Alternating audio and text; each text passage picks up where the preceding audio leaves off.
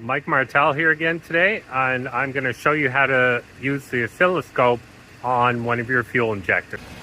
So I have a nice pattern here of your fuel injector firing. I have a 20-to-1 attenuator on, as the spike from a fuel injector creates a high voltage, and you'll need that or you'll damage your scope.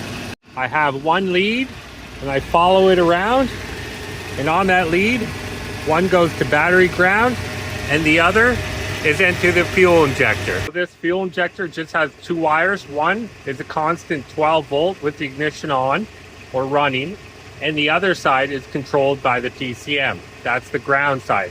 So if we were to tap just into the power side, we just see a constant 12 volts. It would just tell us we have 12 volts. But we're tapped into the opposite side, the ground side or control side of the fuel injector. And that's why we can see it switch on, off. So that's the pattern you want to see when you scope a fuel injector. Think of each channel as its own separate multimeter. Each channel on the lead has its own power and ground that you have to connect. That means you're able to watch 4 different multimeters or channels on your oscilloscope all at the same time, so it can graph what you're seeing. Unless you're looking to continuously monitor something and you need it live, I find if you want to analyze what you've seen, you're going to have to hit the run stop button so it stops recording, and then you can go in there, zoom.